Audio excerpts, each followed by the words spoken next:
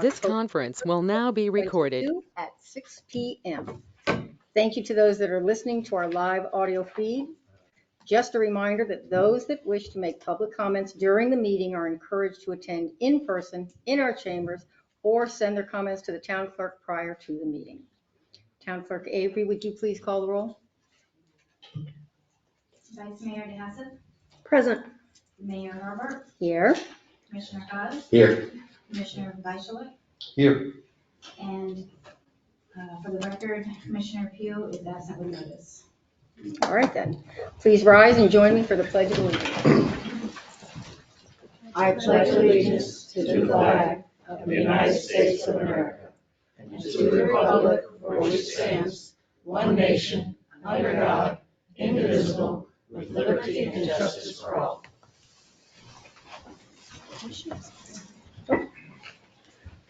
All right. Would everybody please join us as we take a moment of silence for former Commissioner Nancy Hogan.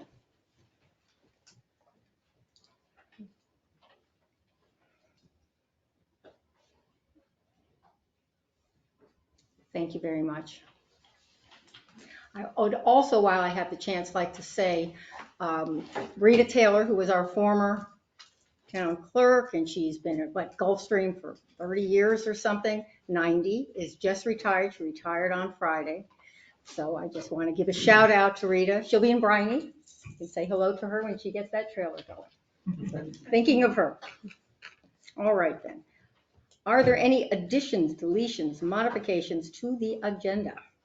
Yes, Madam Mayor, I'd like to ask that items number 5 through 9 be taken off of the consent agenda and discussed in whole as one of the regular agenda items, potentially as 10A or wherever you want to put it on the regular agenda item. All right, you have any conversation about that? Martin, have a problem with that? Steve, you good? All right. I also have a request. I didn't see in my packet that the Boynton Fire Department was coming. So I suggest we move them up so they don't have to. Already got it. We're moving it good. Yes, and Madam Mayor. Yes. In addition to the fire chief and fire marshal, under the presentations and proclamations, we would like to also add, there are 3 proclamations, one for the reauthorization of the National Floodplain Insurance. Right. It was passed at the National League of Cities. We would like the commission to pass that as well. The resolution for the Florida City Government Week, which is here in October, and the 3rd resolution for the 100th anniversary of the Florida League of Cities. Those 3 proclamations, they came in late Friday.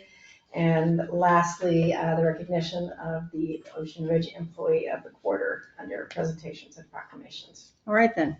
Everybody good with that? Good with that. Yep. Consensus? Yes. So we will move on to presentations and proclamations. Kelly, would you like to read the proclamations? You can start with the fire chief. Yeah. Oh, we'll start with you. Sorry, I had you at number 3.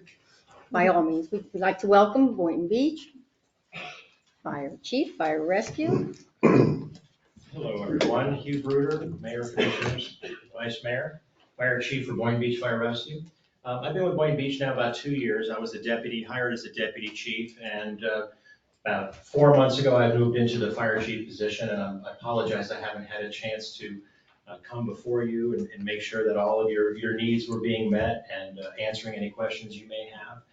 What I did bring with me today, because response times are very important to everyone. So I brought with you a printout of the last 12 months response times. We ran a total of 253 calls into Ocean Ridge. That's an average of 20.1 per month. And you'll actually see, as you look through the document, you'll be able to see the breakdown of, and the majority of them are medical calls. Thank God we don't have many fires. We did actually have a pretty large fire on one of your large residences on the ocean last year. And I will say that our crews performed remarkably.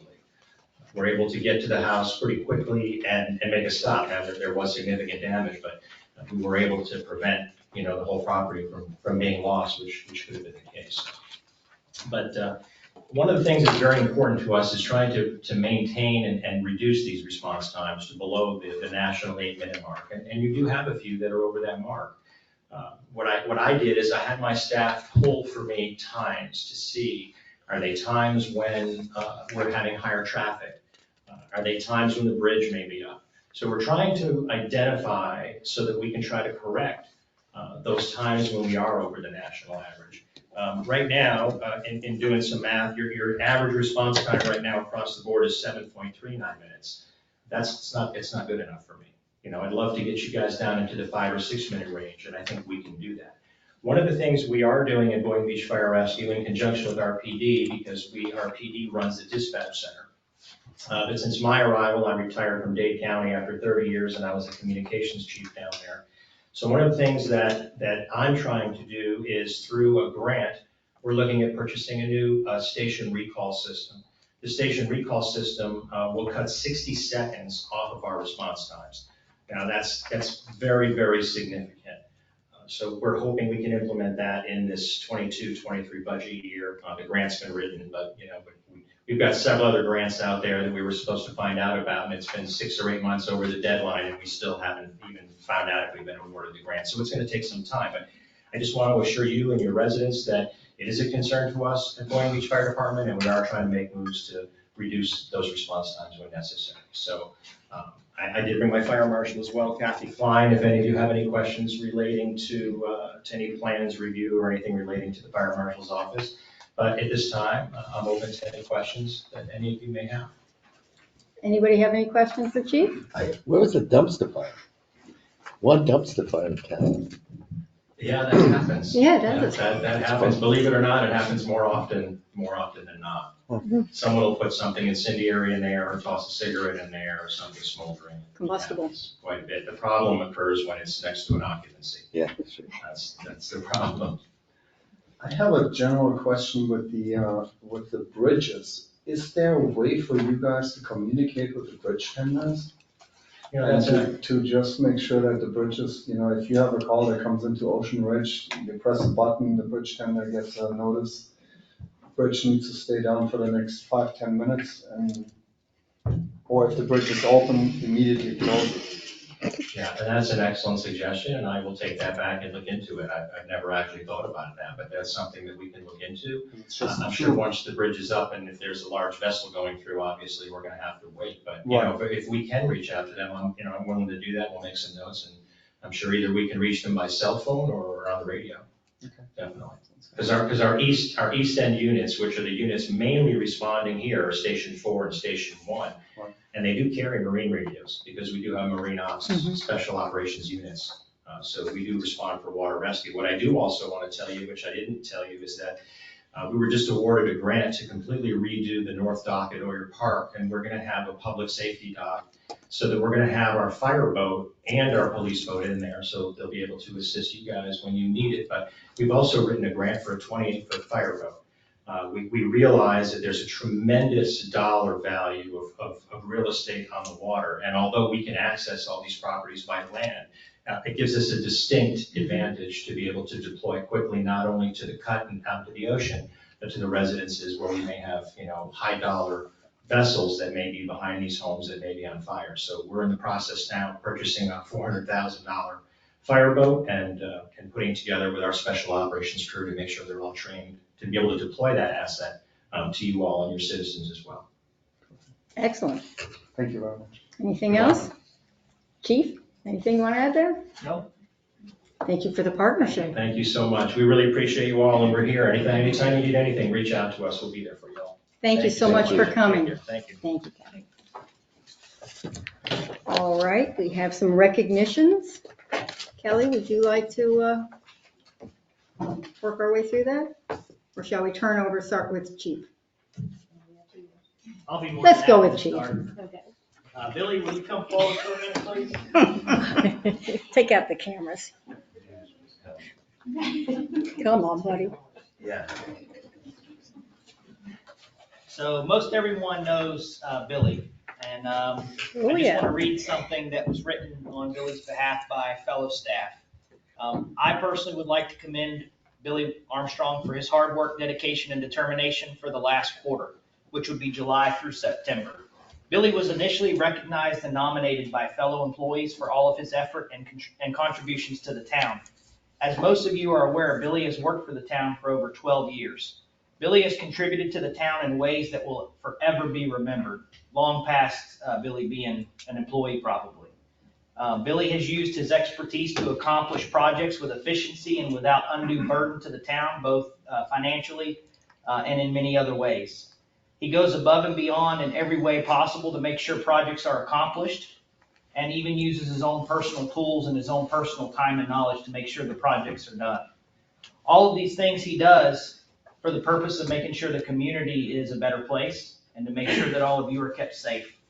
Whether it's flood pump systems, whether it's monitoring rainfall, Billy's always on the clock 24/7, making sure that the town is safe and that anything that needs to be addressed is taken care of.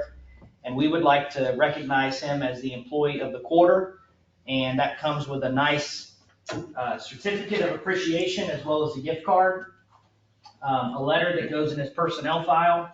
And then I told Billy that I would make him do a 25-minute speech. But I don't think he's going to want to do that. Do we have a picture, please? No. Yes.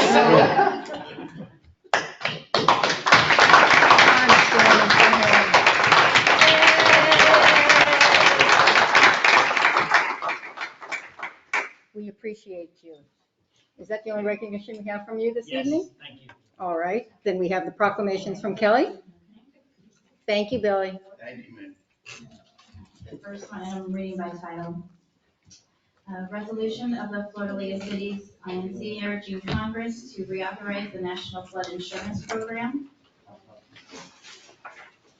A resolution of the Florida League of Cities, INC, recognizing the week of October 17th through the 23rd, 2022 as Florida City Government Week, and encouraging all Florida city officials to support the celebration by participating in the My City, I'm Part of It, I'm Proud of It activities. A resolution of the Florida League of Cities, INC, in both recognition and celebration of the 100th anniversary of the league and honoring this momentous occasion. Thank you very much. All right, Town Clerk Avery, would you like to read the announcements? All right, the meeting schedule for the next month is as follows. The regular town commission meeting will be Monday, November 7th at 6 p.m. Special town commission meeting Wednesday, October 12th, 2022, starting at 9 a.m. Planning and zoning commission meeting Monday, October 17th, and at 8 a.m. and the code enforcement special magistrate hearing Tuesday, October 4th at 10 a.m. All meetings are held in the commission chambers at Town Hall. Please join us Monday, November 7th at 5 p.m. in the commission chambers for a presentation by our building official on Save the Swales. Refurbishment of the Porter Street Beach crossover will begin October 3rd. The crossover will be closed for approximately 8 weeks while the work is being completed. The FDOT drainage project on Ocean Boulevard A1A at Anna Street will begin on October 3rd. The project is expected to take approximately 90 days. The annual municipal election will be held on March 14th, 2023. There are 2 town commission seats open for a 3-year term. Candidates' filing dates run from November 7th, 2022 at noon through November 18th, 2022 at noon in the clerk's office. Town Hall will be closed Monday, October 10th in observance of Columbus Day. And residents who wish to sign up to receive important town notifications and news through Civic Ready should sign up on the town's website or call Town Hall for assistance. I just had one comment. I believe the October 12th was moved to 10 a.m. from 9 a.m. Yes, you're correct. Yeah. 10 a.m. All right, thank you very much. I was also looking forward to your Spanish. Maybe next time. Okay, gave her a break, so just read the title. All right, we'll now open the floor for public comment on any item not listed on the agenda. Kelly has some. Oh, Kelly, you have more? No? No. The announcements? What do you think she doesn't? Well, I was copied on something that was sent to both Kelly and Lynn this afternoon about the mangroves. That was public comment. Public comment. Yeah, it's Oh, that is comment. public comment. Are we on public We're comment? just getting, We're she just just getting to announced it. it. Oh, okay. So that'll go in. All right, I will now open the floor for public comment on any item not listed on the agenda. I just have an email for that. All right then. Anything by email? All right. Hello, Vice Mayor Christine. It's been a while since we have seen each other, but I have been following your career across the Intercoastal these last 3 years with a smile on my face. Congratulations on your success. In many ways, I miss the work we used to do together on the Rising Water Task Force. You may or may not know, but a few years ago, I sold my house in Delray Beach and bought a condo in Harbor Hall Inlet Club 2, which is directly across from the parcels which are being rezoned to preservation and conservation. This is tremendous news to help support natural areas along the Intercoastal.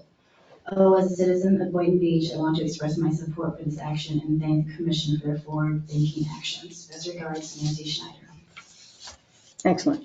Any other public comment via email? All right then. I would just make one comment. You guys don't have to stay for the whole meeting. I already told you. Yeah. But you're welcome. Yeah. You're still here.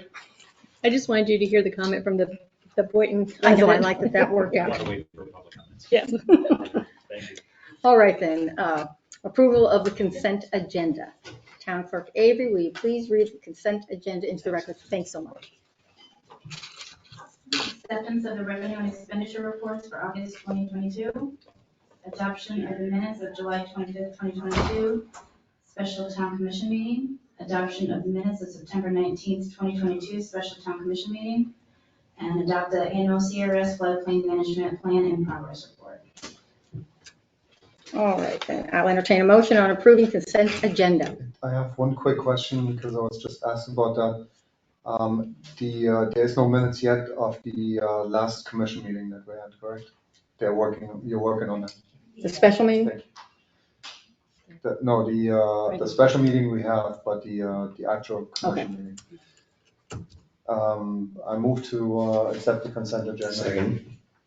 All right, all in favor, signify by saying aye. Aye. Any opposed? Motion carries. All right, regular agenda items that we have now added to, correct? So let's see, where did we go here with our regular ones? Which ones did we add? Item 5 through 9. All right, so that still comes for Mr. Guy. So item 5 through 9 from the consent agenda that's moved, if you would.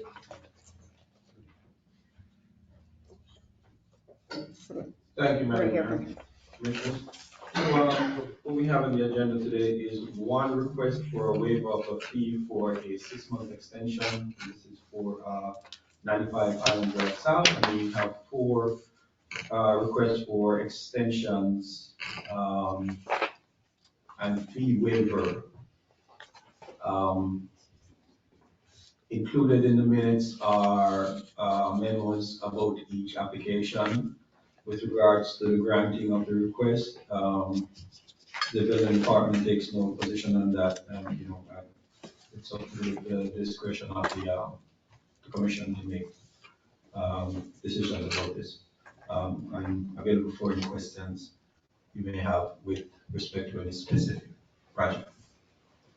I'd like to go ahead and start. The reason I pulled this off the consent agenda is we periodically get 1 or 2 of these and it's spread out every couple of months. To get 5 on one agenda was just, I think for transparency, everybody should understand why these kind of all kind of evolved. And from what I understood from staff, it's A, because of enforcement, B, because COVID, and the delay right now in terms of getting supplies and subcontractors.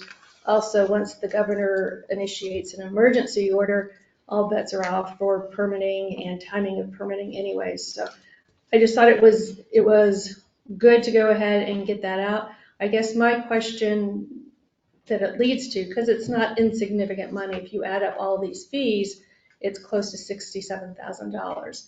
So I guess my question is there something wrong with our timeline? Is our timeline too short given the market conditions right now? are the fees appropriate? Are they too high? Are they too low? And I was just looking for some recommendation, because this seems to be something that is happening more and more often. And rather than try to address it one by one, we might as well look at the whole process and see, is it working for us? Is it working for our residents? Is it working for the town? Is it working for your department? So with respect to looking at the request on a global scale, what we deal with, it does take time and effort to write memos for each application. It actually does take time and effort to track each application. As I understand the progress of the town, that we're growing and that we're, increasing in staff, there was a time when I believe that the town did not have the staff to do the enforcement that's necessary for the amount of construction that was going on, and I do believe we're getting there. I do believe we also have the tools within the Florida Building Code to actually do, adequate inspections and enforcement to keep projects online and to make sure that they're being completed in a timely fashion, which I do believe is the ultimate goal of this commission. To get projects completed in a timely manner and to keep, the contamination of neighbors to a minimum, and to, reduce that timeline of all the noise and the dust and everything else that comes with construction. So having said that, I would actually be in favor of extending the time that we actually have on the books at this time, and possibly reducing some of these fees. There are suggestions that I've heard about that, we probably could look at different things that we could do. And again, I put it, to the commission to, see what we could do to possibly extend it. I do concur that we do have issues with, procurement of material. The supply chain has definitely been interrupted in this country for various reasons. And I do not see that being fulfilled, or, we have any reduction in that timeline of, difficulty in accessing parts, material anytime soon, at least another several years. So again, it is something that we could look at to see if we could do that, and probably to simplify the process so that our time that we take to process, even to renew permits, would be less. So it's something we could look at. Thank you. Right, we had during my staff meeting, we discussed that there are various options to make this a little more amenable to the town as well as the people building. So the thought that moving forward and looking towards some of those options that we could, because we do now have the manpower, but it is a true thing with supply, moving forward and looking for some better ways of cleaning up the direction that we have been going into. So well, let's see what everybody else says, but then I'd like to know what would be the best way to move forward on revisions and how we're doing this, so that we don't have the continual upload of, five meeting here. Madam Mayor, if I just make sure we're all on the same page, what we're talking about is section 6752 of the code, which deals with the commencement and duration of construction. Right. So currently under that provision, you have 2 years to complete construction if you are in the residential estates zoning designation. If you are in the residential single family designation, you have 1 year. By the same provision, once that 1 year passes, which I believe all the applications tonight are under the regular single family. All under the regular single family, with the exception of one, is on actually the first year asking for 6 months. So yes, every other are actually past the 18 months. Okay. So there's a 1 year time frame for single family residential. You get a 6 month administrative extension through the building official. And then after that, so after 18 months, you have to come before the commission to request any further extensions. If your residential estate, the initial time frame is 2 years, then you get that 6 months. So I just want to make sure we all understand that as our sort of base. What our baseline is there. Okay, Martin? As you said, we had a couple of them that came before us recently, and I think every time, at least the thought has come up, maybe we should revise the 12-month. Here we are again. I think it is necessary that we do.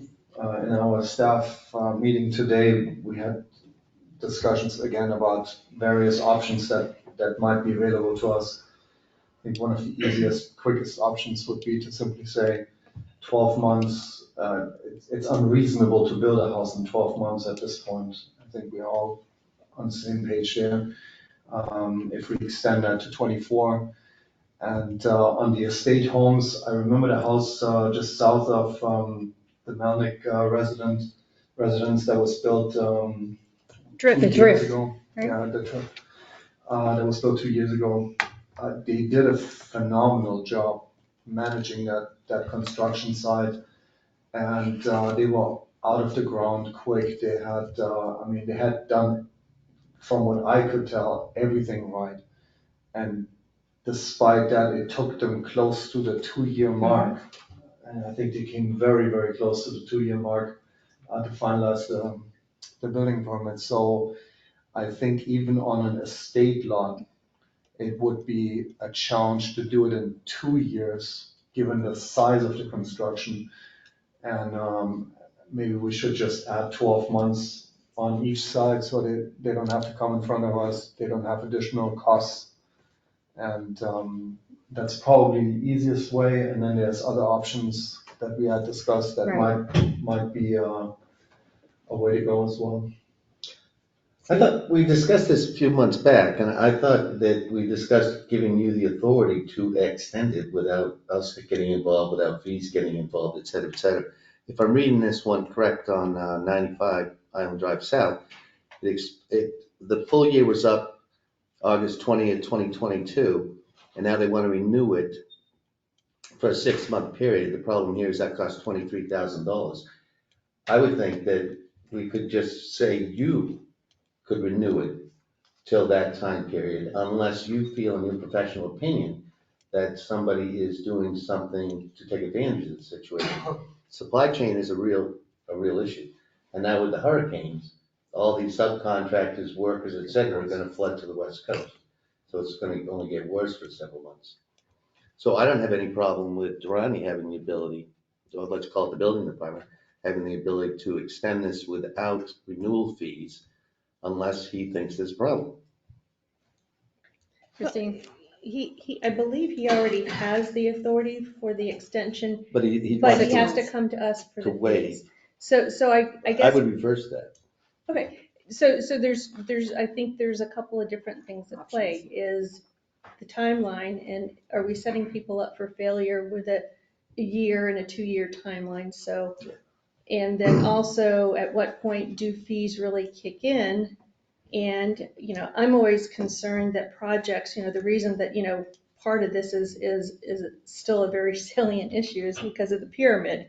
And so, we're going on 5-6 years there. So, we have to have some regulation in place in order not to have our neighbors and our community taken advantage of. I just, I'd probably like to kick it back to staff and ask staff to come back and have, The simple solution is, instead of you having to come to us to waive the fee, you have to come to us to apply the fee. that still doesn't work on the timeline, though. I don't disagree with you at all, but that still, I don't think works on the timeline portion of it. You think they're gonna extend beyond 18 months anyway? What do you think? We've actually had houses that have been constructed under that 18 months. And I think just based on what everybody's saying here, there's possibly, making it 2 years, but then it's really, if we keep the other portions in, it would actually be 30 months. Because then it would be 2 years, then a 6-month Plus the extension. Right, and then after that 6 months is when someone comes in front of you to ask for an additional. But the 6 months extension, that is at your discretion, or is it part of the ordinance? With fee. That's- Yeah, Yeah, it's with fee, and it's also, with good reason. And I mean, Right, it's always a good reason. there's reason. to come to the front. I tend to agree with Christine's concept, which is what I said in the beginning, is obviously revisions sound like a smart thing, and letting staff take a look at this, of how we can revise this. Your suggestion off the top of the head was adding the extra year for the estate, which would be 2 years for single family, 3 because they had 2 years for the estates, correct? But maybe you want to beat that around a little more instead of just coming up with it. Absolutely. I mean, if we get direction from the council, we will come back to you with a recommended ordinance, and you guys could. But isn't the problem that we have some of these that are current, that need to be dealt with now? For instance, Well, I mean, yeah, we have that on the agenda as well, but, you know, we have those individually, but globally, we're talking about how can we prevent every council meeting being, you know, 3 or 4 of these decisions that would, you know. So it shouldn't be a burden on the new homeowner to, you know, have to deal with an unreasonable timeline at this point. You know, that's just aggravation that is not necessary. So shall we deal with sending it to staff? Do we need a consent, right? We would just need consensus for staff to work on it. Right. Knowing that it would need to go to Planning and Zoning Commission for their to review in their advisory capacity. If we were given that consensus, I can work with Mr. Guy to perhaps prepare something by Planning and Zoning's September meeting All right. for a draft. October meeting. I'm sorry. Yeah. October meeting, thank you. And then we would potentially have first reading here November. There you go. That sounds reasonable. Do you work with that? Yeah. Steve? So we have consensus to do that. Okay. Well, the other half, as Right. Commissioner Cos pointed out, is, so where this started, Durrani, was there are five homes that are, one is looking for a fee waiver only, not an extension, and the other 4 looking for extensions and a fee waiver. Are any of those 5 beyond this original 18-month? Beyond 6990, that's not a normal, sorry. Which is- 6990 North Ocean Boulevard, which actually the county park. And that one, it is a county project, We got that just side, by the yeah. nature of government, I guess. The project, the award started late. They had to come in and ask for an extension even before the project was awarded. And then once it was awarded, I think we're on the 3rd time review for this. It's definitely, you know, justified, and they are working towards the goal, and they ought to be finished within a year. So, you know, I mean, it's a county project, it's a massive project. You know, it's a dock replacement, so, you know, they have been working at a normal pace. It's just one of these projects that actually doesn't fall into a RSF or RSC. So maybe that's something else we should look at in terms of what our ordinance say. Right. For example, if you know, if Bonnie Beach Park was doing a project over here that was, you know, a large project, it's not like a home, it's a special project, so maybe that should be exempt to begin with. But the others, you know, are regular single family homes. Okay, good point on, while you're reworking this, to add in the concept, because we have that, we've got Hammock, right, which is county as well, and then the inlet, and those will come up at some point. So And the town itself. And the town itself. All right, so now we're at takes us down to 4. Are we supposed to, Christie, go through each one now? Is that what is necessary? It's ideal, go through each of them and address them each individually, and the ones I would recommend that are similar in nature that you do, take a similar action with those. Gotcha. So the first one is item number 5, right? So that's 95 Allen Drive. I don't have a problem waiving the fee.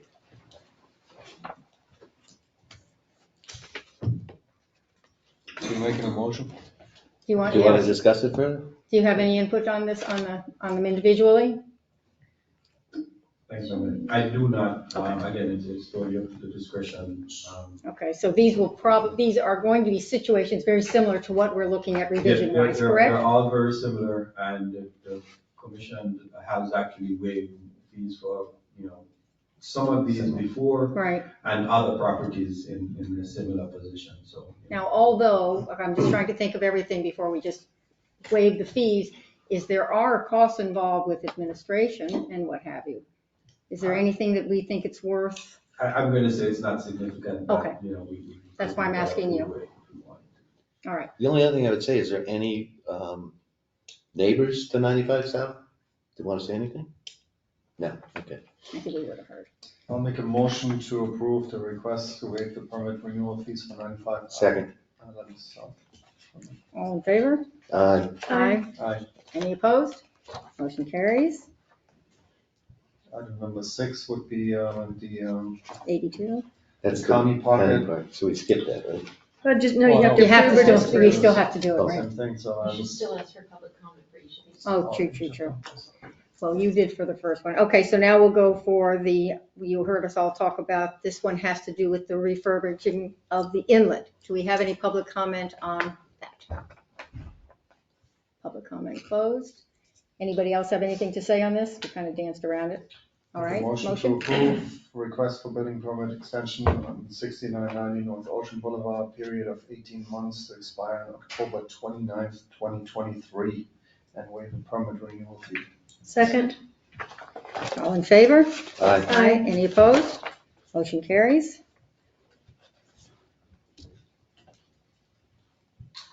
You're on a roll. Next one is second, 82 Island South. Mhm. Island Drive South, You okay with it? Do your thing. public comment. Any public comment? Steve? You want me to? I move to approve the request for building permit extension for 82 Island Drive South for a period of 6 months to expire on April 30th, 2023, and to waive permit renewal fees. Second. All in favor, say aye. Aye. Any opposed? Motion carries. Next, 6011 North Ocean Boulevard. do we have any public comment on that?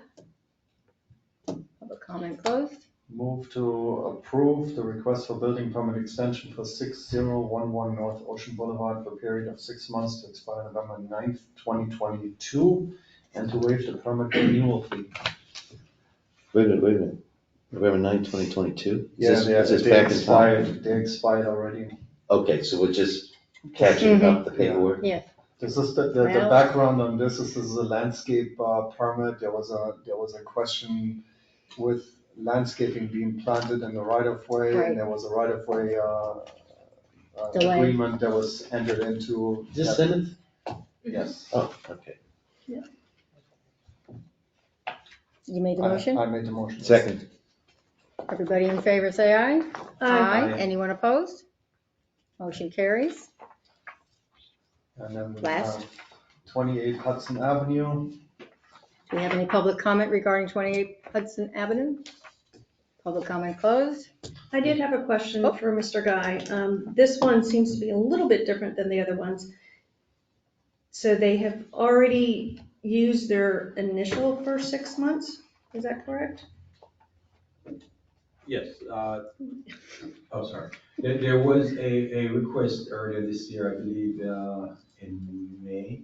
I want to say that we actually did already renew this. We gave a waiver for the 6 months. So just like the first one that we did, 95, that came in asking for a waiver of those fees. For the 6 month extension, that's what 29 Hudson is also asking for, 28 Hudson is asking for at this time. And so I'll make this a just in motion, but what would be the expiration on this then? I just don't see it in the cover letter. Of the time that is being requested. Mhm. Yeah, you have a rep, you could ask them what time you're asking for, how much time they need. I think by, given the initial permit, which was May 21st, 2021, given the 12 months, that would have been May 21st, 2022. We did already 6 6 months. months, so another 6 months would mean May 21st, 2023. Okay. So, So the motion would be, well, wait a minute. if, So, Durrani, you said, with respect to the reasons given for the extension request, the building official concurs and recommends renewal of this permit for 1 year. But then you have this interesting note. With respect to the waiving of the renewal fee, please recall that the 6-month renewal fee of $12,000 was waived at our May meeting. The building official recommends that this is taken into consideration for the second portion of the request. So what are you saying there? Waive it or take into account this now $24,000 technically? I'm gonna say, based on how we're treating everyone else, I think we Give should it be to 'em? consistent. Right. and to clarify, 28 Hudson, they had, I think they had some significant issues with seawall. There's a seawall that held them up quite substantially, and there's fill and all kinds of other areas that they had to. So even though this was, it's a single family residence zoning, it really was more like an estate It's type a of odd project. shape. Yeah. The lot's actually shaped like the state of Florida, by the way. And is this the one down at the very end on the intercoastal? Yes. Mhm. So it's not really surrounded by a lot of neighbors who have been living through Lot of construction war. Lot of mangroves, for sure. Okay, I move to approve the request for building permit extension for 28 Hudson Avenue for a period of 6 months to expire on May 23. May 21st, 2023, and to waive permit renewal fees. But we need to have public comment before Now we can. Any public comment regarding Hudson? 28 Hudson? No public comment. Public comment closed. I second the motion. All in favor, say aye. Aye. Anybody opposed? Motion carries. All right then. Now we move on to, right, that was a lot. Now we move on to agenda item number 10, am I correct? Yes. All right, so discussion regarding building department fee revision. You're up again here, Ronnie. Thank you. Thank you, Madam Mayor. So, at last council meeting, we actually had a discussion about, a new, program that we're going to put in place, which was the Facility. yes, the facility permit. So this is just a cleanup and I-8. At that time, we were in consent to move ahead and put this, program in place. So, that's what we have. There are a few, just little hanging threads that we needed to clean up on the permit application form, which we did. So what we have is the actual document, just for your approval. That would be the kind of application form for this facility permit. And then we go into the fee schedule. And what we have here is the removal of one item, which is the, I'm not seeing it. The item, I believe, is a stocking permit. So the stocking permit was ultimately replaced by the TCO. A stocking permit is more commercial type. For example, a store that's built and before it's final, they're allowed to, stock the shelves. So we replaced that with what's called a TCO, a temporary certificate of occupancy, and that program is in place. We also have a fee reduction, again, a fee reduction. Ooh. And we've been doing that a lot. Before our TCO process was $1,000. And we've actually looked at it and we realized that we could actually make reviews throughout the permitting process instead of doing a huge review at the end by making sure that the required form board survey, elevation certificate, blood work test and stuff are coming and is picked up by the inspector and reviewed along the process and not at the end of one big bulky document. So we've reduced that from $1,000 by $950. So the actual fee now for a TCO application is only $50. So that's what we have right now. So I'm available for questions. All right, let's open the floor for public comment. All right, then, I will close the floor, public comment, and open the floor for commissioner discussion. Martin? It's fantastic to see that the building department is streamlining more and more and very happy about this. Steve, No problems. Christine? Good, thank you. I agree. Thank you so much for all that work involved.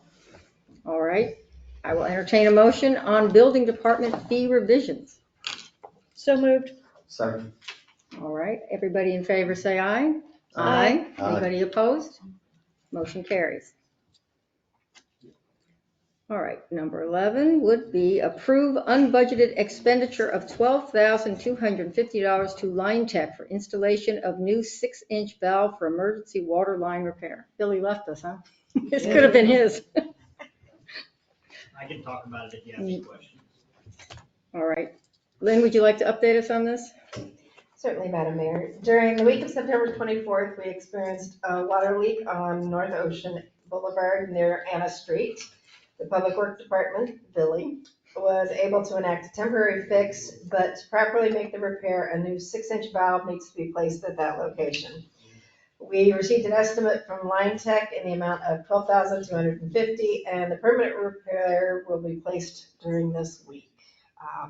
Obviously, this was not a budgeted repair, but as we all know, our water lines are well beyond their useful life. And fortunately, we are able to do an inline replacement of the valve, so we don't have to do a significant line repair, but it is not a cheap valve replacement. All right. Chief, do you have anything to add? Because I know you were talking with Billy. I saw the pictures. No, I They mean, weren't it's pretty. a self-explanatory type process. They're gonna do an insert valve type design to be able to shut off the water to replace the section that they need to replace. It's unable to be done any other way, so it's necessary. All right. I'll now open the floor for public comment. Hearing none, I will close the floor. I'll open the floor for commissioner discussion. Christine, any input there? It's got to be done. Steve? Yep. Martin? It's gotta be done, the only, I mean, it irks me that this is almost every other commission meeting, we have one of these valves or sections or breaks. And It's better than a hurricane. yeah, but, and I mean, we need to really start talking about replacing stuff and, you know, doing a full overhaul, which then comes in conjunction with our discussions with Boynton Beach on the water contract and so on. I don't want staff to lose track on that, please. I am on top of that and plan to keep up. Thank you. So can we make a motion? Yep, I'll entertain a motion on the unbudgeted expenditure. I make a motion to approve unbudgeted expenditure of $12,250 to Line Tech for installation of a new 6-inch valve for emergency water line repair at Anna Street and North Ocean Boulevard. Second. All right, we have a motion and a second. Everybody in favor, say aye. Aye. Anybody opposed? Motion carries. All right, agenda item number 12, first reading of ordinance 2022-10. Town Clerk Avery, would you please read the ordinance by title into the record? Ordinance 2022-10, an ordinance of the Town Commission of the Town of Ocean Ridge, Florida, authorizing the amendment of the town's comprehensive plan to add the property rights element as required by section 163.3177 Florida statutes, and providing for repeal of conflicting ordinances, severability, transmittal, inclusion in the comprehensive plan, and an effective date. Thank you. Town Attorney Goodell, would you please advise us on this item? Yes, this is a first reading of our comp plan amendment to add the property rights element. This is mandated by Florida statute. It was passed in 2021. It requires local governments to consider private property rights that are acknowledged judicially or constitutionally protected under Florida law in making all land development decisions. The substance of this comp plan amendment, adding this element, it's the same language that's in the statute that's in this element, which is consistent with what a lot of local governments have been adopting. The town is required to adopt this element to its comprehensive plan before it can make any other amendments to its comprehensive plan. So I just want to put that out there because we do have a couple ordinances after this amending the comprehensive plan as well. So if we do not adopt this, we can go forward with the other amendments. I'm happy to answer any questions. All right, I'll open the floor to public comment. Hearing none, I'll close the floor. I'll open the floor for commissioner discussion. Christine? Unfortunately, it's a state mandate. We don't have much choice on it, so. Exactly right. Agreed. Martin? Yeah, the only comment that I have about this is we've been doing it all along. And any municipality that hasn't done this, what they're asking us to do, should we consider hiring a different town attorney? Because this has always been part of the whole thing. So, yes. And Madam Mayor, if Yes. adopted, we would schedule second reading and public hearing for December 5th, because we need to send this to the reviewing agencies to provide 30 days to provide any comments, should they have any. All right. So I will entertain a motion on adopting ordinance number 2022-10 on the So- first reading. So moved. Second. All in favor signify by saying aye. Aye. Any opposed? Motion carries. All right, agenda item 13, first reading of ordinance number 2022-11. Town Clerk Avery, would you please read the ordinance by title into the record? Ordinance 2022-11, an ordinance of the Town Commission of the Town of Ocean Ridge, Florida, authorizing the amendment of the future land use map of the future land use element of the town's comprehensive plan to amend the designation of 27.04 acres, more or less, comprised of multiple parcels located between North Ocean Boulevard and Anacostia Waterway, as described more particularly herein, from single-family residence to preservation conservation, providing for repeal of conflicting ordinances, severability, transmittal to the Department of Economic Opportunity, inclusion in the comprehensive plan, and an effective date. All right, Town Attorney Godot, would you please advise us on this item? Yes, thank you, Madam Mayor. Ordinance 2022-11 on first reading. This is a small scale comprehensive plan amendment. The applicant is Palm Beach County, who is also the owner. It's for approximately 27.04 acres of land, which is spread across in 5 parcels. The town clerk does have a map that was provided to planning and zoning, which approved this comprehensive plan amendment. And as you can see on the map that's displayed, there's 5 parcels. And what this comprehensive plan amendment does is it changes the land use designation from single-family residential to preservation conservation. The application is consistent with the existing policies and objectives of the future land use element. So this would be an amendment to the future land use map that would then change these parcels from single-family residential to preservation conservation. The next ordinance, 2022-12, is companion rezoning request, which you'll hear next. Staff is recommending approval of ordinance 2022-11 on first reading. If approved, we would ask that it be scheduled for second reading for December 5th for public hearing, consistent with your passing the previous ordinance on the private property rights. All right, I'm happy to answer any questions. thank you. I will now open the floor for public comment. Hearing none, I will close the floor for public comment, and we will have commissioner comment. Christine? I'm delighted. I think it's very forward-thinking of the town and the commission and the staff to have made this happen. Working with Palm Beach County, they've been very supportive in making this come forward. I would have preferred they bought the land themselves, but they've been very supportive. And we've actually been talked about quite often in Florida League of Cities meetings as a good example of what a town can do when it really wants to be environmentally sound and sustainable for the future. So I know a lot of people don't go to those meetings, but we are talked about in a very favorable term. So I just wanted to share that. Thank you. Martin, you have some input? No, fantastic. All good. Steve? It looks like item 13, 14, and 15 and 16 are all part of the same package, which we knew we were going to incur when we bought the priest land.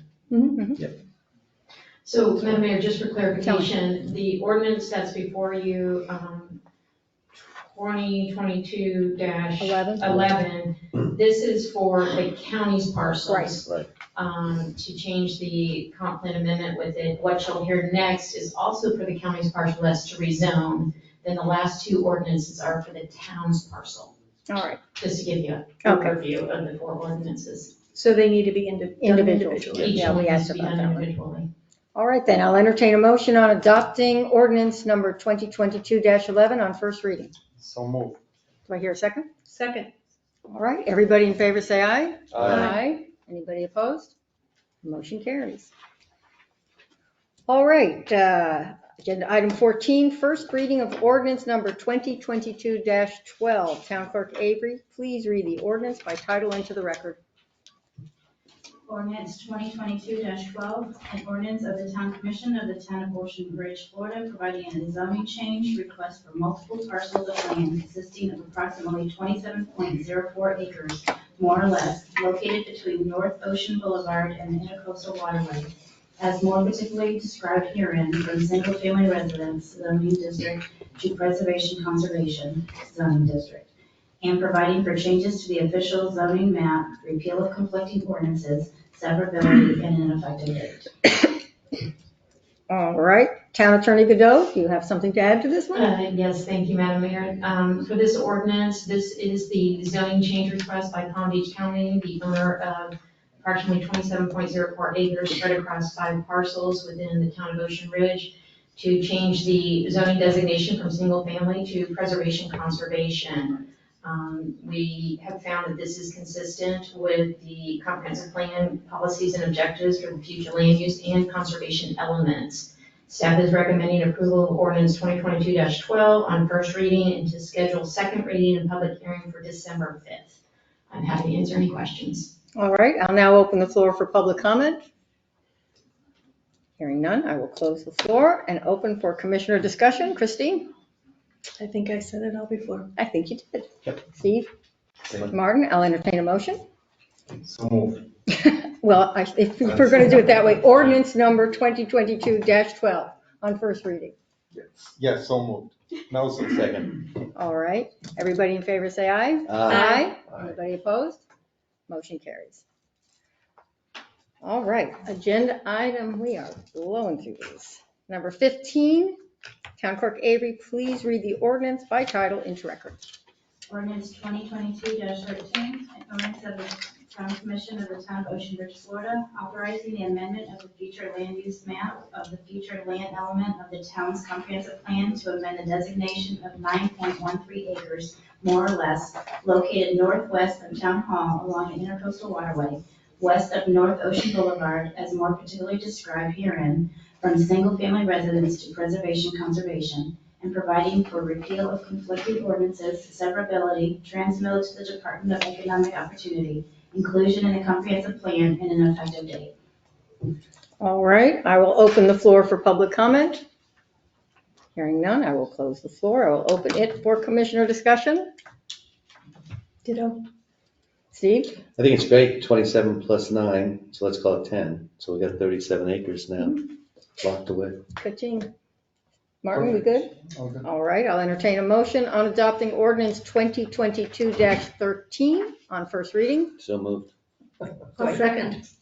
All in favor signify by saying aye. Aye. Anyone opposed? All right, motion carries.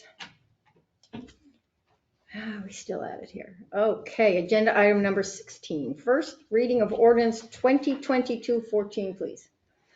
Ordinance 2022-14, an ordinance of the Town Commission of the Town of Ocean Ridge, Florida, approving a zoning change request for a parcel of land consisting of 9.13 acres, more or less, located northwest of Town Hall along the Intercoastal Waterway, west of North Ocean Boulevard, as more particularly described herein, from single-family residence zoning district to preservation conservation zoning district, and providing for changes to the official zoning map, repeal of conflicting ordinances, severability, and an effective date.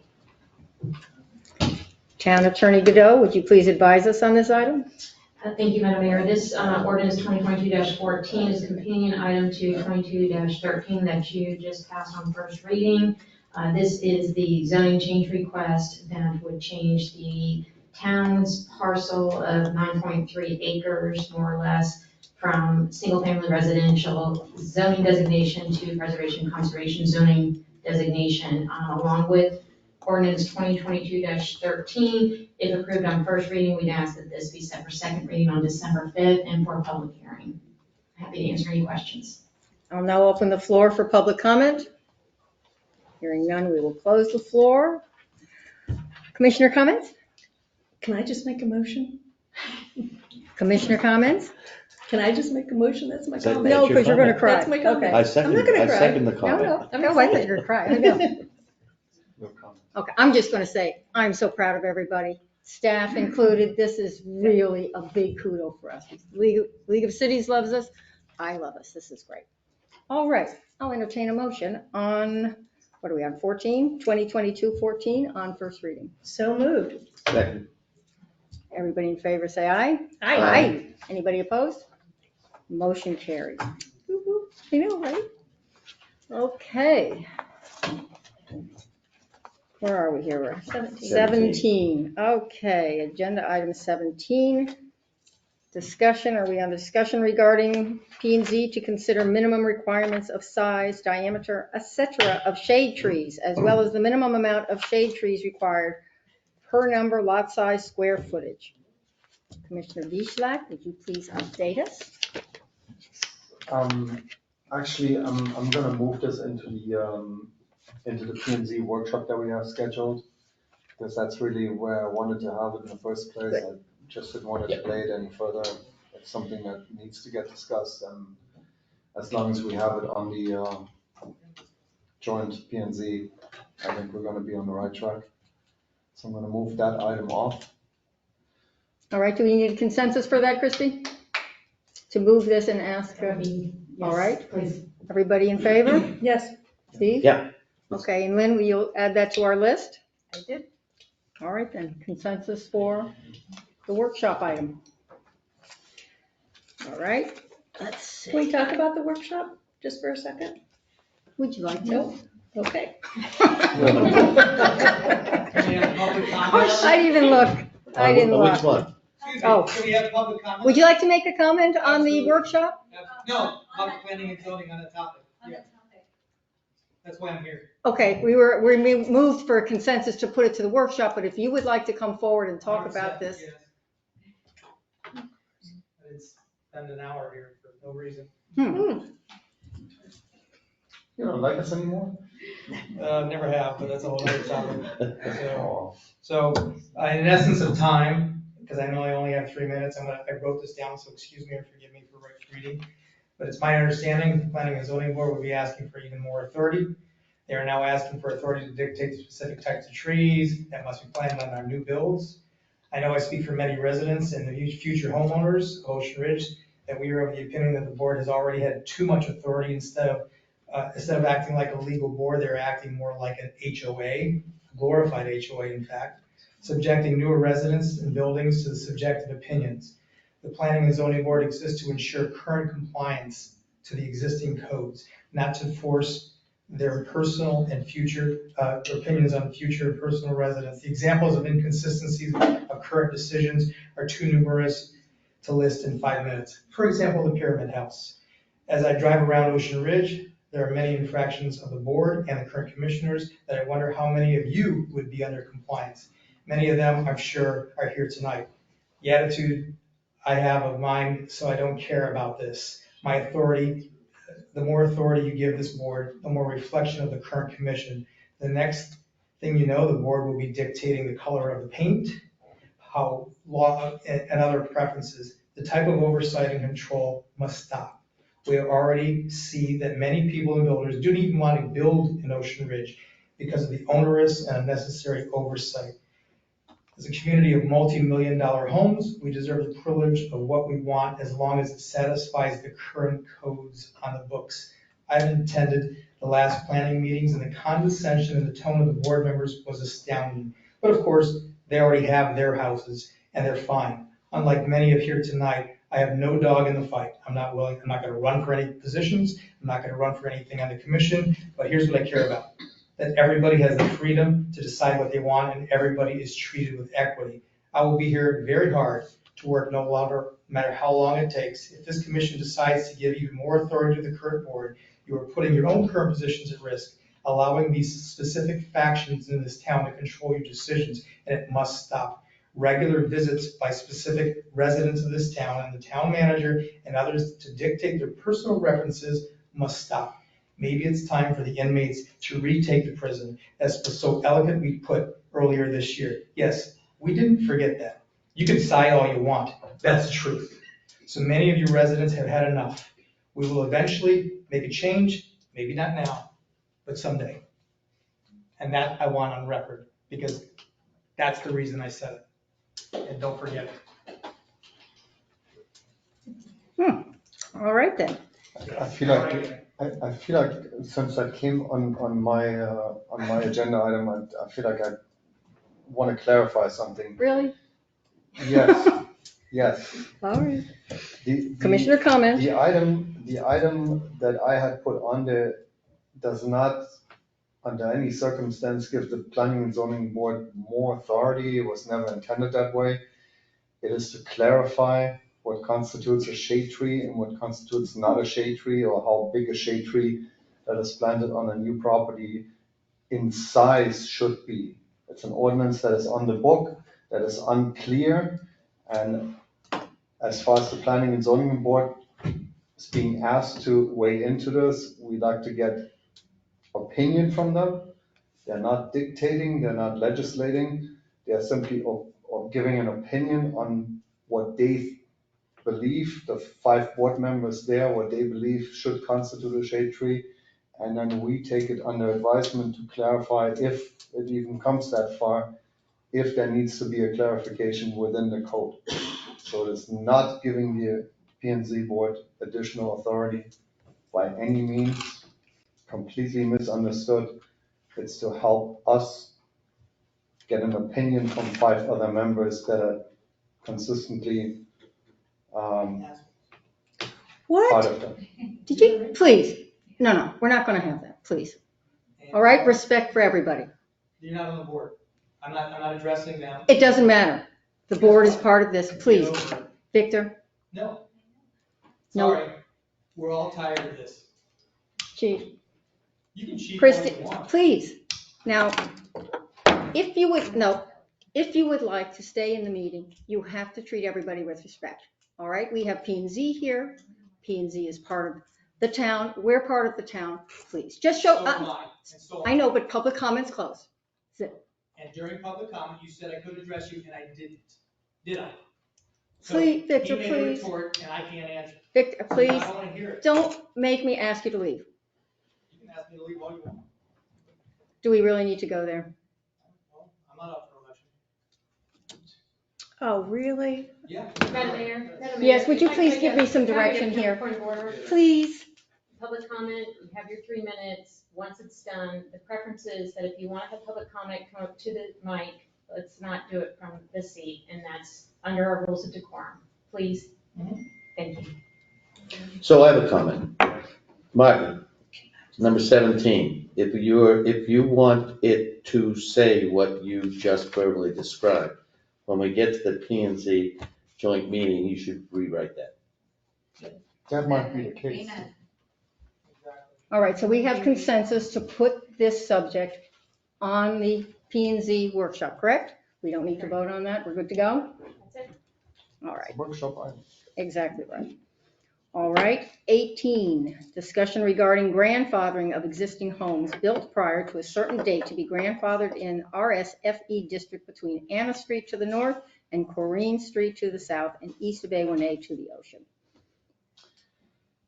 So the reason why I was bringing that forward is we had an item on the Board of Adjustments in the September session where a house that has currently approximately 2,500 square foot was suggested to be demolished and replaced with a house that had closer to 5,000 or above 5,000 square foot, basically doubling the size.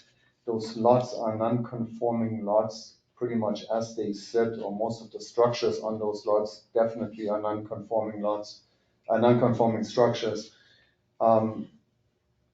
My thought about this is that, first off, when you look at the houses, the way that the houses are situated, they were probably built all non-compliant back when they were built. Nothing on that dune pretty much should have been built. All these lots were part originally of the lots that were behind it that are on A18. And they were joint lots, just as we have on the stretch from Corinth southward. These lots are all lots that are in conjunction with the other lots that are sitting behind them. And we don't allow construction on those lots for obvious reasons, because they're on dune property. Also because they're just not big enough to build on them. For whatever reason, they were built, and obviously the homeowners that own these properties have a right to, to enjoy their homes as they are. However, listening through the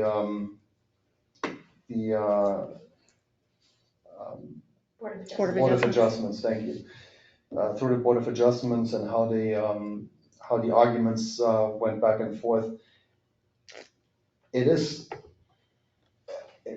would be tragic if we would allow these houses to be demolished and then rebuilt bigger than what they are today.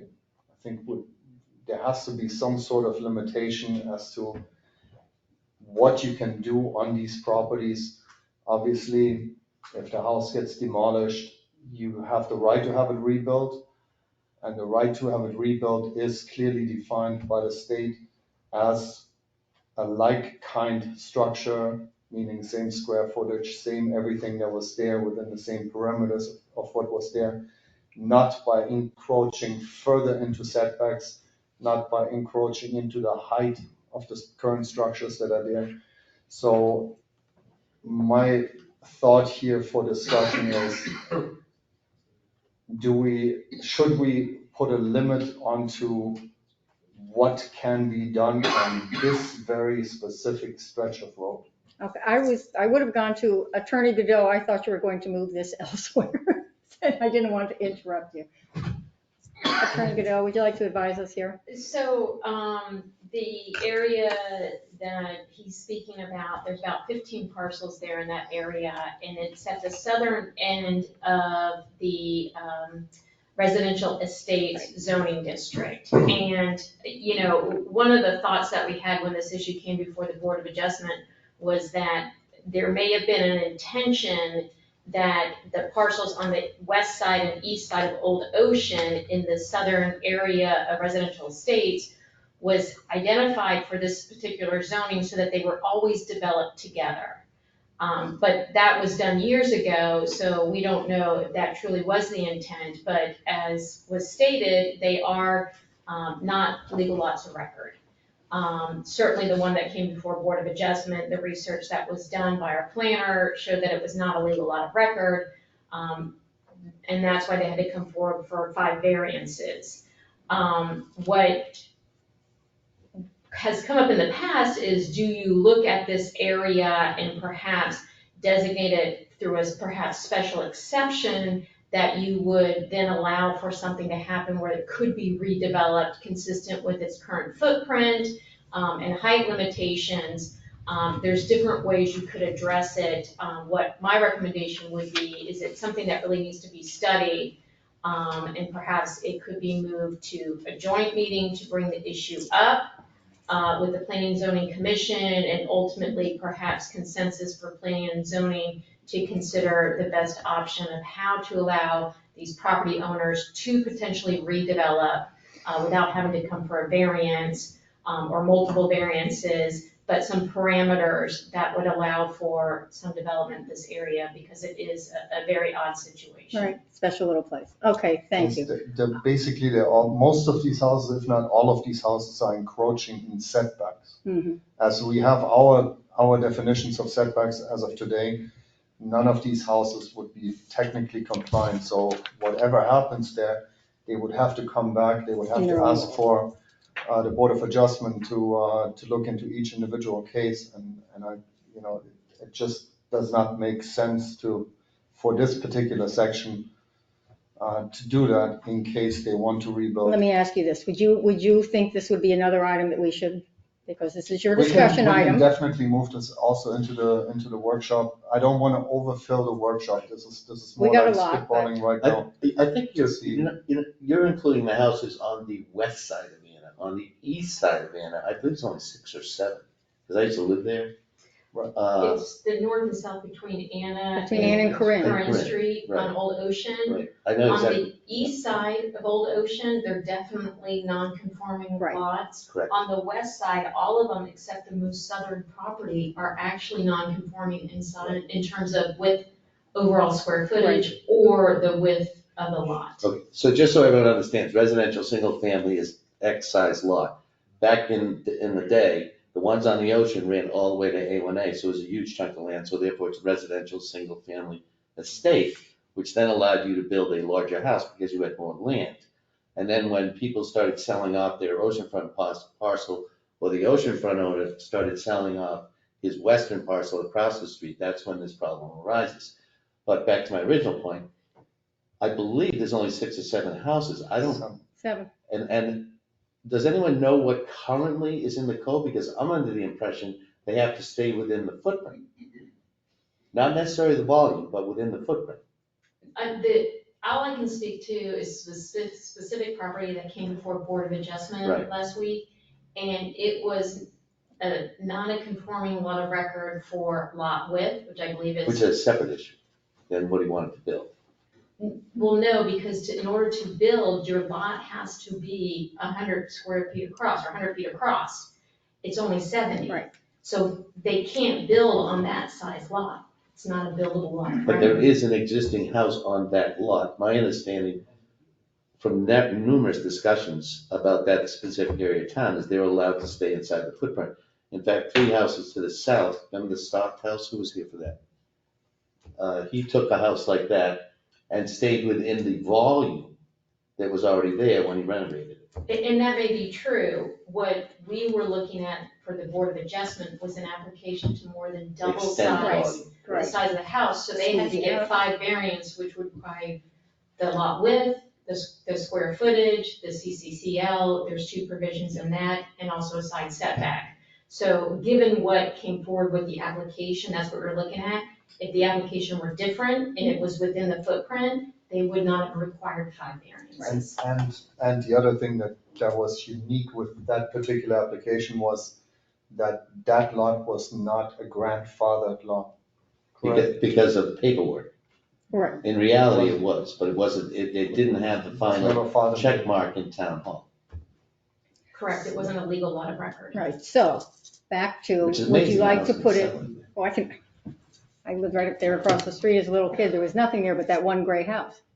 A little spooky looking. With the cool doors. Yeah, that's the only thing that was there, and the rest was all dunes, I mean, it looked like Halloween. But would you like to put that versus We have can this certainly discussion move that here? also to the With To the P and workshop. Z, We I have know, Mark here. I Mark, know. is this a P and Z thing? It just sounds too specific. Well, that's okay, here comes a public comment. It's a big guy back there, watch it. I know, I hear him. That's- For the record, I Mark. figured it's better have you come up than Ken. I'm speaking as owner of 14 Hudson Avenue. I think the thing that aggravated this whole process was, from what I gather, I saw, I didn't actually see the design, was this was presented to the town in final form. The architectural drawings, renderings, everything were done without any consensus or any discussion with town staff, and more importantly, P and Z.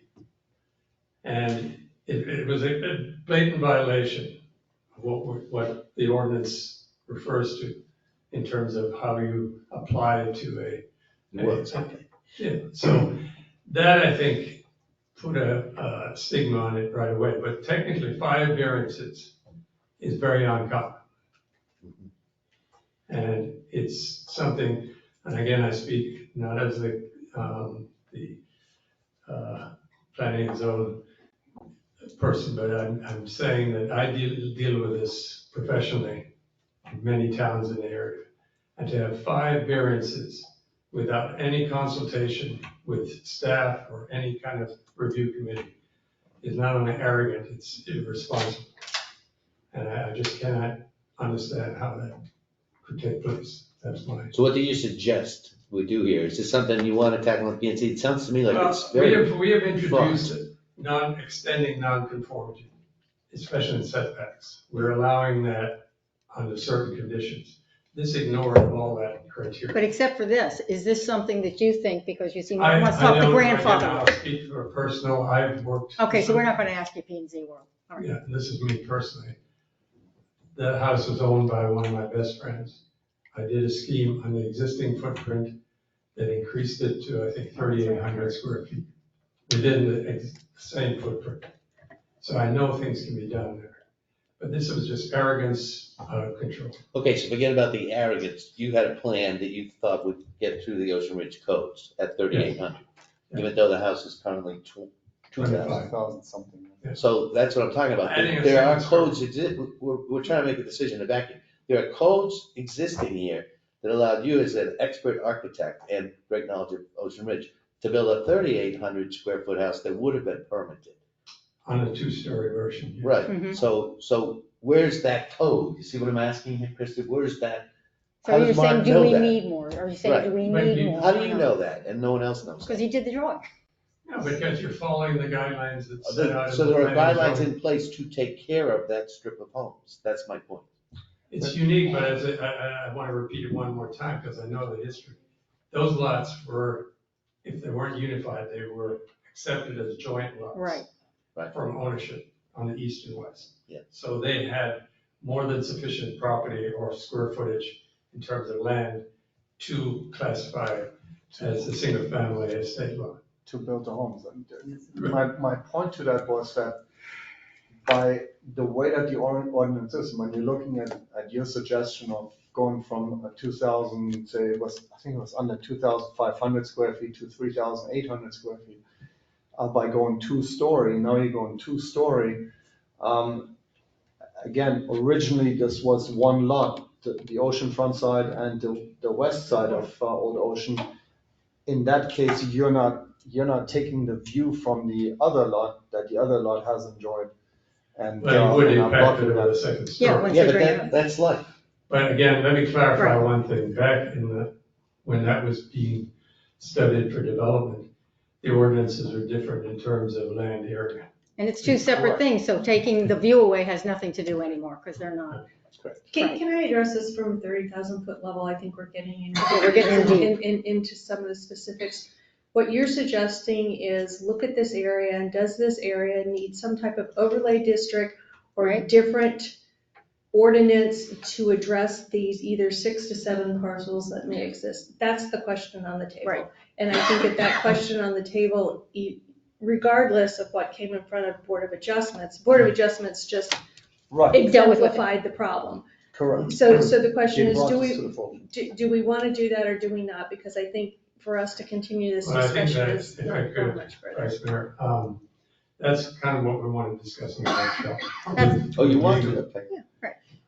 Yeah, if it's a unique situation, sure. And it We want is. to get some breaks and Yeah, it is. encourage Yeah, I new think- development. I think it's unique to the 7 lots, to the 7 Correct. homes Correct. that are there right now, because none of them The Joe none house of is them the would only one. qualify Okay. for Yeah, building but that's- permit. as So it what is we under the need code. is a consensus to move this to the workshop. So I mean, let's one move more it to the workshop. I'm gonna shut up shortly, but the whole process was not followed here. This was just coming here, this is Oh, I what know. we want to do. But We that- watched it. That's a specific one. Yeah. I'm looking into the future with future. this for the other 6 lots. Sure. Make sure they go well. And what happens when the next owner decides, I'm gonna take my house down and I wanna build Sure. bigger and better. Yeah, I think we can all work Okay, on something good. that's reasonable. All right, perfect. I'll stay up here until here. Because you're getting close. Actually, you're next anyway. I know, that's why you said Yeah. it. Okay, so a consensus item? Do I need public comment for this consensus item? All right, yeah, I think so. Any public comment? Ken? Ken, let me go first, please. Thank you.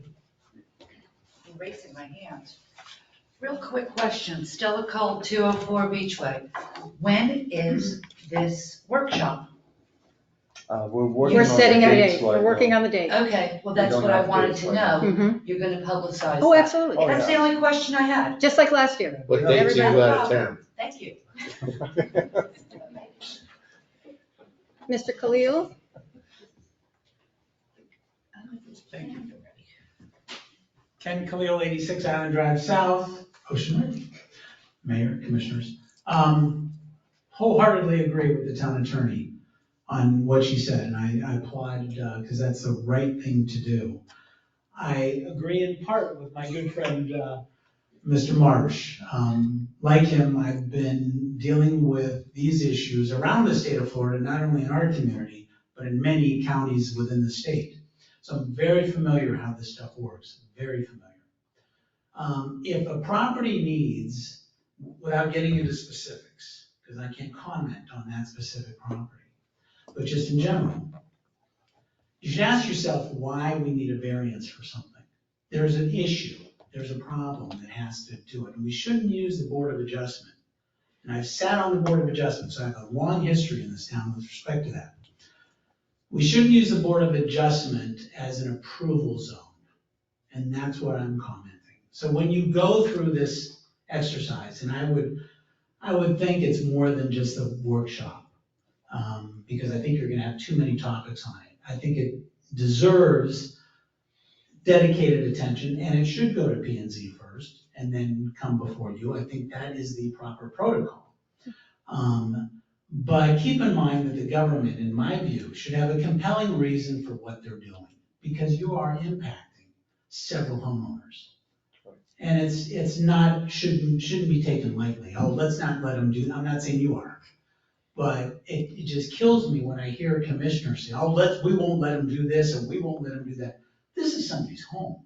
This is somebody's property. They made their investments. And I know, Board of Adjustment, you're not supposed to count the financial aspect.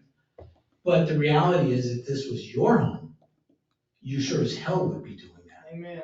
So it's important that when we go through this exercise, that we look to see what the true compelling reason is. And I think even with Mark building a 3,800 square foot on something like that, I think he would even then have to have some sort of variance to get that accomplished in this particular designation zone. We should try, well, I'll tell you why, but regardless, we should look at that aspect, and it should be dedicated. That's all I'm suggesting. So it's good to bring it up at the workshop, but I think it needs one step further. Yeah, that's And where, hopefully everybody has an open mind and that's where it goes to. to look at all those We aspects. need Right. information, so we're not in a vacuum. And I'll be more than happy to, because I know the history, some of the history of those lots, and they're not quite as what you think they are. There were little homes on the other side I know. that were torn down. Told you. So it's not, there was no unity of title, and those are lots. They just happened at one time to be owners of the same, but there was no unity of title, and there were separate legal descriptions. Correct. So, Thank you. thank you. Thank you very much. Any other public comment? All right, public comments closed. We've agreed, right? We have a consensus to move this to, all right, there you go. To Mrs. Kolb's point, I asked before, and the attorney shook her head and said, no, I can't discuss it, but I think she was kidding. Right now, the workshop is currently being proposed for several dates in the last week of October. I would like to ask my fellow commissioners if November would be a better meeting month, just because of all the other meetings that we have in selection, and interviewing, 2 rounds of interviews, and then a selection of the town manager. As long as it's before the 15th of November, because then you push it towards Thanksgiving. Right. All right, we're comfortable with that. I think, yeah, No problem. that's the second week of, right, around the second week of, no, I suggested that. I sent that in my email asking how that would work. So Lynn will send around some suggestions, and we'll do like we always do. We'll figure out which one works best for us. But as long as everybody's good with moving it to November, I agree. We got a lot going on in October. November town meeting is, November she- 7th. Kelly? On No, seven. okay, good. Okay. And how will that be publicized so the public has plenty of opportunity to know? Every way, The standard. like normal, Normal. tidings, civic ready, everything that comes out to everybody all the time. Okay. All right, then, we have agenda item 19, P and Z Commission Report. Chair Marr, so nice to see you. Okay. Will you please Again, update for the us? record, good evening. Mark Marsh, Chair of the Planning and Zoning Commission. Just as an aside to what was just discussed, yeah, I will be out of town that part of October, so that would be helpful. Oh, good. Reschedule. Anyway, the commission had a meeting on September 19th, and to discuss the agenda items. There was no public comment. The approvals of the previous month's August meeting were approved. And then we got into discussion items. The first one you touched on earlier this evening, which was the ordinance review for comprehensive plan amendment to revisit, other parcels in town, not the 9.5 acres alone, just to make sure that there are other, maybe mislabeled or unlabeled parcels in town. And I think this Vice Chair Kerry was most vocal on that one, so I think it was a wise move. Then we went on to development plans, and the first one was for 60 Ocean Avenue, which was a 2-story single-family house. The staff did their normal review, and I think it was in compliance in terms of the technical aspects. Our commission, however, looked at the scheme that the architect presented, and were not happy with a number of issues with the design. And primarily, it was the fact that this is the house that's going to be on the north side of Ocean Avenue, immediately the closest to the bridge. So it's a very highly visible house. And previously, we had a similar situation on the south side, which hasn't been improved yet. And this is what I term a zero lot line that was presented to us. It was a front and back, and the two sides were almost 30 feet of blank wall. Again, it's not acceptable for this kind of community. This is not a high-density development community. Isn't it against code anyway? We have encouraged it, we have, and rightly so, the building has 4 sides, and it should reflect, the architecture. Well, is it or is it not against code to have a wall with no windows? That's a pretty simple question. Madam Mayor, if I Please, may, please. if you recall, we had just adopted, I want to say in a couple months, changing so that on all sides of new development, there is substantial articulation in doors and windows. However, this property was in for planning review before we adopted that. So therefore, they're kind of grandfathered in under the old code, which just required that articulation on the front side. Mhm. So that's why technically by the code, they weren't required to comply with that ordinance. However, it appeared that the applicant understood the commission's concerns and was willing Is that to work with you? make some revisions. Yes, I That's mean, what he said. this, I can tell just by experience, this was just it was a spec house too, so. And nothing wrong with speculative development, but this just didn't suit the neighborhood. I think Yes. Martin was very Yes, he vocal did. on that and supportive of our position. There were other small things, but that was primarily, the other one was the scale of the building relative to the neighborhood again. We had 14 feet floor to floor and 10 foot on top, which is, normal. So you have a small, very low pitched roof to achieve the maximum of 36 feet. So it had issues, and I think it was a 4-to-1 deferral. And were asked to come back and address some of those issues.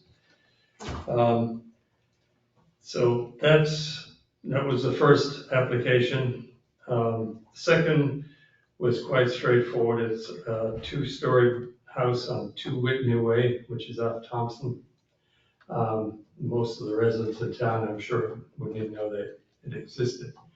What they had presented and was approved was a previous scheme which had the house oriented towards the southeast on the corner of Whitney and Thompson. And they have now decided to make it parallel with Whitney, which I think has improved it a lot. None of the architecture changes. Some of the driveways and hardscape were impacted, but again, we didn't feel that there was any problem. We actually praised it for being an improvement. There was some discussion by, I can't recall the neighbor who lives on Harbor Drive North. That, brought to our attention that there is a drainage problem that exists now, and she was very concerned in terms of this may exaggerate or exacerbate the whole drainage issue. Tara, our town engineer, assured her that the project that we reviewed or previously approved meets all the criteria for retention on site. And there are, I think, some off-site improvements in terms of swales and that other thing. So it's an important thing, and we wanted to make sure that she got recognition there. And finally, there was just a bit of housekeeping. Most of the commission members felt that it would behoove us to reduce the planning and zoning meetings during the summertime, or at least have a break of a month or 2 months, which other communities do as well. And the 2 months are obviously July and August. Will that slow down home builder? It may, I don't know, I have to ask Durrani. I don't know what was the submission. Can you have an It was architecture August, right? review meeting exclusive of a P&Z meeting, or is it the same umbrella? It's the same.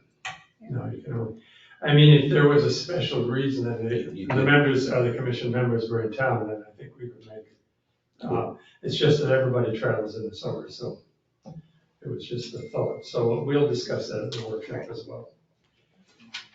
And I think that, I think the other thing was to decide when we're gonna have the workshop, because I think there are some issues that we need to re-clarify and redefine. And I just want the public to know that our intention as a planning and zoning commission is not to jurisdict everything. We want to just make sure that we preserve the character and the ambience of the community. And I think when it starts to get outside of that comfort zone, that's when and everything's a suggestion. We're not denying, we're deferring. That's our goal here. So the applicants have the opportunity to respond or not respond and come and appeal to you. So we're very much a working group, and we're not trying to police or mandate everything. It's just the town is better off, I think, having some oversight in terms of the aesthetic quality. Thank you. Any questions? Yep, appreciate your work. Thank you. I don't know if I can make it to the door. I know, right? Good to see you. All right, agenda item number 20, interim town manager Ladner. Will you please present the town manager's report? Yes, my report is in the packet, but in the month of September, we celebrated Chief Jones' 8 years of service. Woohoo! We thank him for his dedication. It was a whirlwind month, with being my first month on the job, and we had quite a bit going on. We are also getting ready to launch several capital projects with the beginning of the new fiscal year this weekend. Tyler Tech has put off our building department software launch again to sometime in 2023 after February. So Durrani and I are looking at alternatives.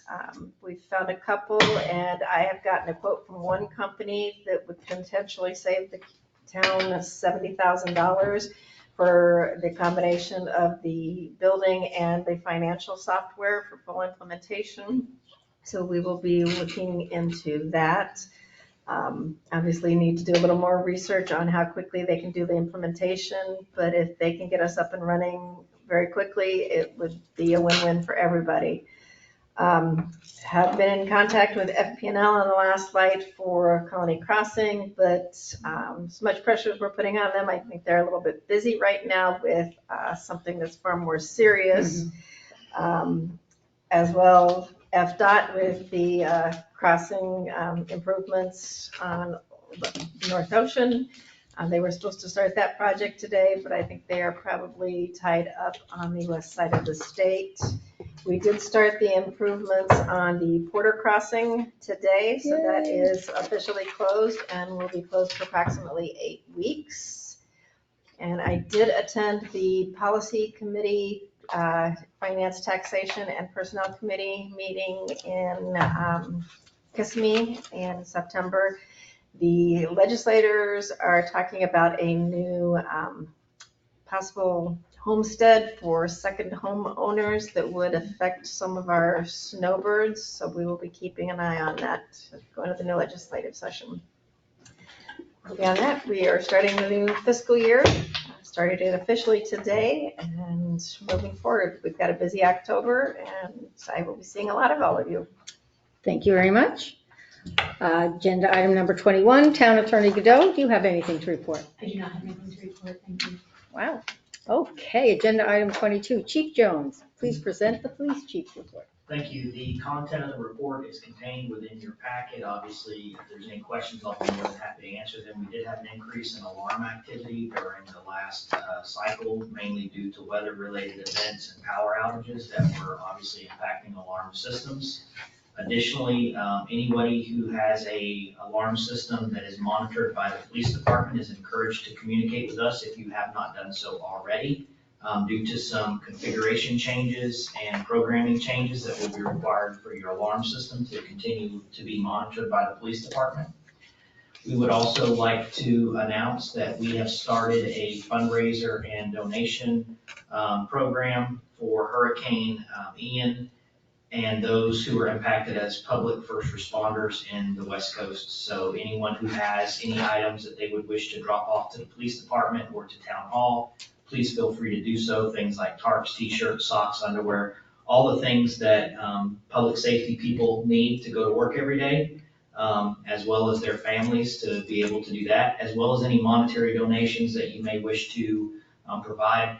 100% of all donations, including the monetary donations, go to the relief effort and specifically first responders. It is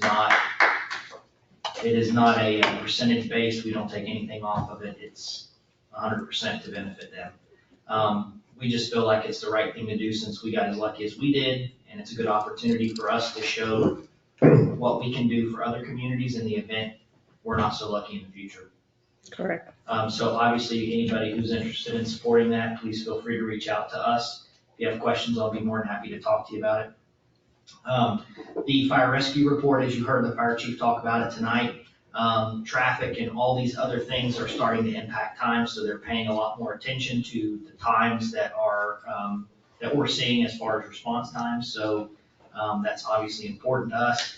Within the report for the month, you will see some call activity that extends beyond the 8-minute national average and some that extend beyond 10 minutes. The majority of those are non-emergency related calls, so I don't have major concerns with the report, but I just wanted to bring that to your attention since it was discussed earlier. And we continue to communicate with fire rescue and have a good relationship with them, so I think that will continue. Additionally, there has been some additional conversation from the community support program about supporting EMS and EMT efforts in getting our employees in-house trained through town donated funds. That is not going to be a budget impact to the commission. So we are going to continue to explore those routes over the next several months and put together a program to see what we can do to provide a better service to our community. As we see those times increase, we can kind of manage it a different way. With that being said, I would like to announce that Sergeant Stang, who many of you know as Rick, today, as of this morning, was promoted to captain of the police department.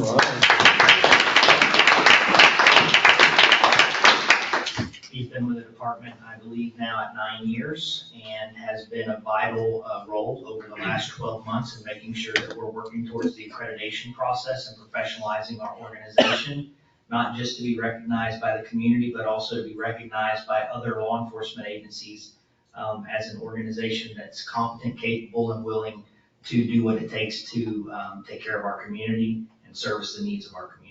So thank you for your support and congratulations on your promotion. Thank you. Thank you very much for everything you do for us.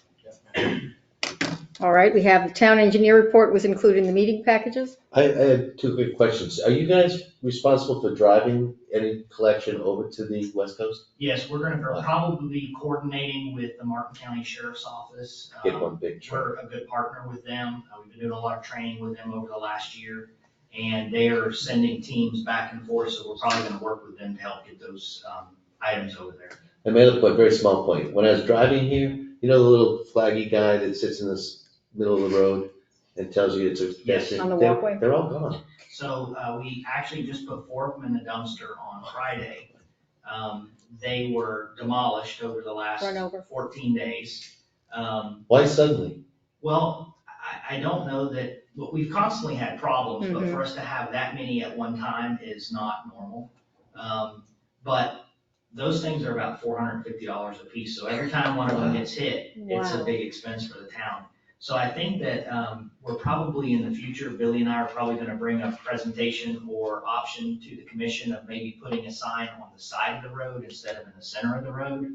Maybe even one that lights up or does something different so that we potentially get some different method of attention for crossing that doesn't require an installation in the center of a roadway. That's already narrow with bicycles operating on it and all of those other So things. some new options. So we just gotta look at some alternative options. Some to see what options. exists. $450. It's With the little plastic four thing? gone in 2 weeks. Okay, thank you very much. So new options are good. All right, so after that, we have building official guide. Do you have anything to report?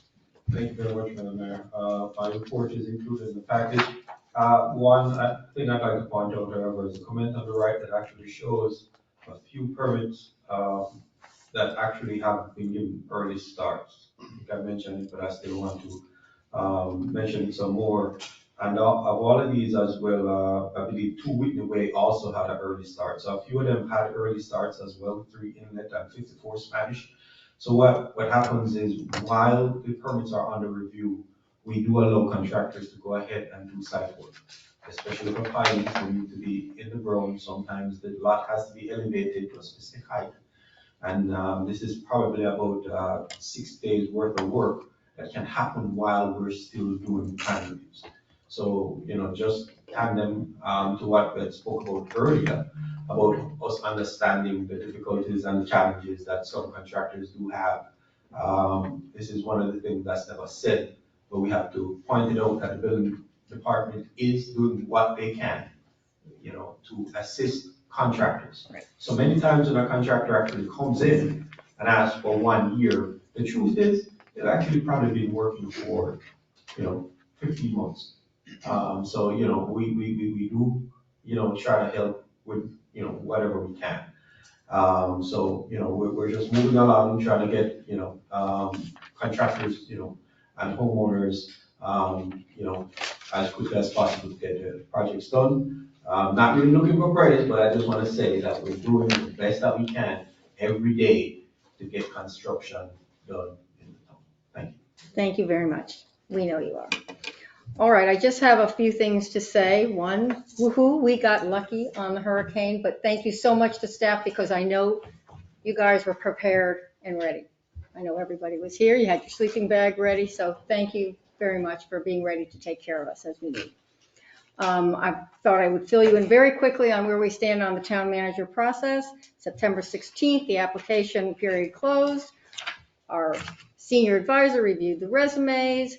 We selected on the 29th, I believe, with our special meeting, we selected, we have 6 candidates we came through with, which I'll read them quickly to you. Steve Crowell, Jefferson City, Missouri; Ryan Fabry, Pawleys Island, South Carolina; Michelle Berger, Sewell's Point, Florida; Lynn Ladner, Hart, Michigan, and our OR interim; Raymond Bossart, Port Edwards, Wisconsin or Washington? Wisconsin. Lawrence Tibbs, Moorhaven, Florida. All right, so that we're doing background checks now. On October 12th, there will be a special meeting of town commissioners to conduct Zoom interviews of the top 6 candidates, 45-minute interviews. From there, we will, if we narrow it down, 2 to 4 people, possibly, we will have on the 19th a in-person interview of the top candidates. Interviews 50 minutes in length, beginning at 10 a.m. in the morning, 1 hour apart. After the last interview, the commission will vote to select the candidate who will be offered the town manager position. So I just wanted everybody to be up to date on that if you hadn't read that. The last thing I'm going to say is I just want to make the point that we have a beautiful small town here. We're all neighbors, no matter what, and I would just like to leave the message, be kind. Thank you very much. Meeting adjourned.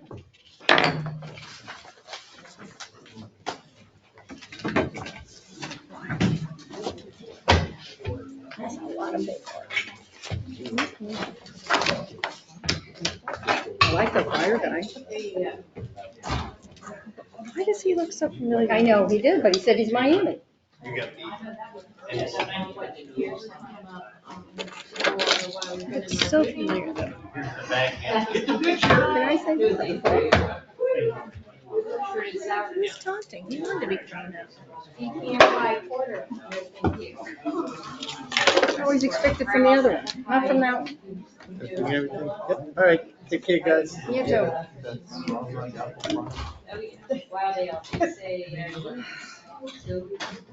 Thank you, Kelly. You're welcome, thank you. Carolyn, waiting for Steve.